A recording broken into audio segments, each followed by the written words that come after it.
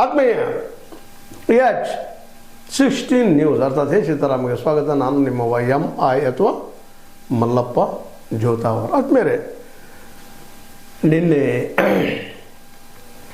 ಮಲಯಾಳಂ ಭಾಷೆ ಕುರಿತಾಗಿ, ಕೇರಳ ರಾಜ್ಯದ ಕುರಿತಾಗಿ, ಕೇರಳ ಕನ್ನಡದ ಮೇಲೆ ಮಲತಾಯಿ ಧೋರಣೆ ತೋರ್ತಾ ಇದೆಯಾ ಅನ್ನೋ ಸಂಶಯ ವ್ಯಕ್ತಪಡಿಸ್ತಾ, ಜೊತೆಗೆ ನಮ್ಮ ರಾಜ್ಯದ ಮುಖ್ಯಮಂತ್ರಿಗಳು ಪತ್ರ ಬರೆದಿದ್ದು ನಮ್ಮ ಪಿಣರಾಯಿ ಅವರಿಗೆ. ಪಿಣರಾಯಿ ಅವರು ಇವತ್ತು ಯಾಕ್ಸ್ನಲ್ಲಿ ಅದಕ್ಕೆ ಉತ್ತರವನ್ನು ಕೊಟ್ಟಿದ್ದಾರೆ.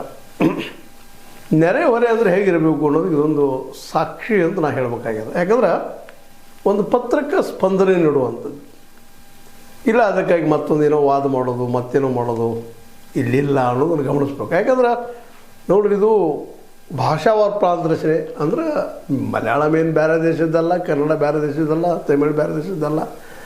ನಮ್ಮ ಅಸ್ಮಿತೆ ಪೆಟ್ಟು ಬಿದ್ದಾಗ ನಾವು ಪ್ರತಿಭಟನೆ ಮಾಡೋಣ, ಆದ್ರೆ ಪ್ರೀತಿ ವಿಶ್ವಾಸ ತೋರಿಸಿದಾಗ ನಾವು ಸಹ ಅದನ್ನು ತೋರಿಸ್ಬೇಕಾಗ್ತದೆ, ಜೊತೆಗೆ ನಂಬಬೇಕಾಗ್ತದೆ. ಯಾಕಂದ್ರೆ ಒಂದು ಪೋಸ್ಟ್ನಲ್ಲಿದ್ದಾರೆ ಅವರು, ಪಿಣರಾಯಿ ಅವರು. ಮತ್ತು ಅವ್ರು ಯಾವುದೋ ಸಿದ್ಧಾಂತವರಲ್ಲ, ಅವ್ರು ಸಿದ್ಧಾಂತಕ್ಕೆ ಬದ್ಧಿಸಿದಂಥವ್ರು. ಆ ನೆಲೆಗಟ್ಟಿನಲ್ಲೇ ಅವ್ರ ರಾಜ್ಯವನ್ನು ಆಳ್ತಾ ಇದ್ದಾರೆ. ಆ ಮಾತು ಬೇರೆ. ಇಲ್ಲೇ ಗಮನಿಸ್ಬೇಕಾಯ್ತು ಏನಪ್ಪ ಅಂದ್ರೆ, ಇದು ಸಹಿತ ನಮ್ಮ ಮುಖ್ಯಮಂತ್ರಿಗಳು ಭಾಳ ಸಂಯಮದಿಂದ ಪತ್ರ ಬರೋ ಕನ್ನಡಿಗರಿಗೆ, ಅದರಲ್ಲೂ ಕಾಸರಗೋಡದ ಕನ್ನಡಿಗರಿಗೆ ಅನ್ಯಾಯ ಆಗ್ತಾಯಿದೆ. ನೀವು ಪ್ರಥಮ ಭಾಷೆ ಮಾಡಿಕೊಂಡಿದ್ದು ನಮ್ಮ ಕನ್ನಡ ಸ್ಕೂಲ್ಗಳನ್ನು ಕನ್ನಡ ಮಾತಾಡೋದನ್ನು ತಡಿತೀರೇನೋ ಅನ್ನೋ ಭಯ ನಮಗಾಗ್ಯದ. ಪ್ರತಿಯೊಂದು ಸ್ಕೂಲ್ದಲ್ಲಿಯೂ ಸಹಿತ ನೀವು ಪ್ರಥಮ ಭಾಷೆ ಮಲಯಾಳಂ ಮಾಡಿದ್ರಿಂದಾಗೆ ನಾವು ಆತಂಕಗೊಂಡಿದ್ದೀವಿ.